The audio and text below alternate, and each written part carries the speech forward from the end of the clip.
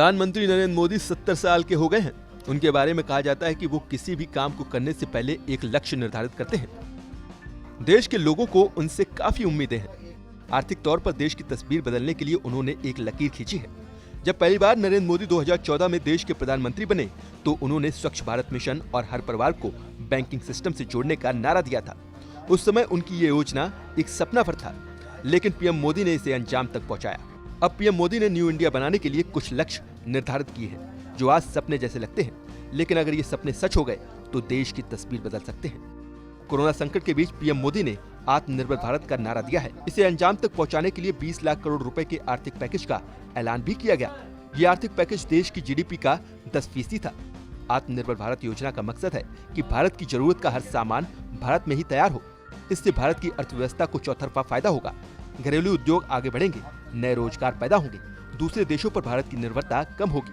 इसके अलावा पीएम मोदी ने 2025 तक भारत को $5 ट्रिलियन इकोनॉमी बनाने का लक्ष्य रखा है। ये लक्ष्य काफी मुश्किल है।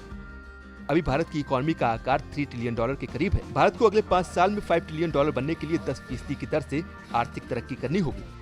कोरोना ने इस लक्ष्य को पाने में रोड़े जरूर अटकाए हैं, लेकिन पीएम मोदी इकोनॉमी को रफ्तार देने में जुटे हैं। पीएम मोदी ने 2019 के लोकसभा चुनाव के दौरान 2022 तक किसानों की आय दोगुनी करने का वादा किया था।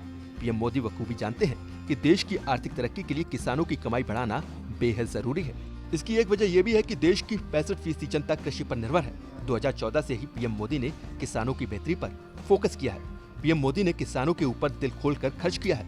कांग्रेस की यूपी सरकार ने जहां 2009 से 2014 के दौरान मात्र 1,21,082 करोड़ रुपए खर्च किए थे, वहीं प्रधानमंत्री मोदी ने 2014 से लेकर 2018 के बीच 4 सालों में ही 2,11,694 करोड़ रुपए दे दिए थे। अगर मोदी सरकार 2022 तक किसानों की आय दोगुनी होने का लक्ष्य पा लेती है तो ये मोदी सरकार की बड़ी आर्थिक उपलब्धि होगी। भारत में आज भी बड़ी आबादी है जिनके पास रहने के लिए छत नहीं है।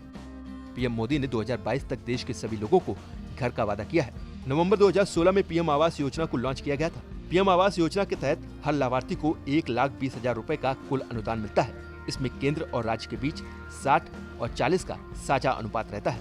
सरकार ने साल 2022 तक 2,95,00,000 घरों के निर्माण का लक्ष्य तय किया है।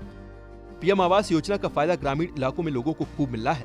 आत्मनिर्भर भारत, किसानों की आय दोगुनी करना, 2025 तक $5 ट्रिलियन इकोनॉमी और अगले 2 साल में सभी को घर, ये पीएम मोदी के वो 4 बड़े लक्ष्य हैं जो देश की तकदीर और तस्वीर को बदल कर रख देंगे।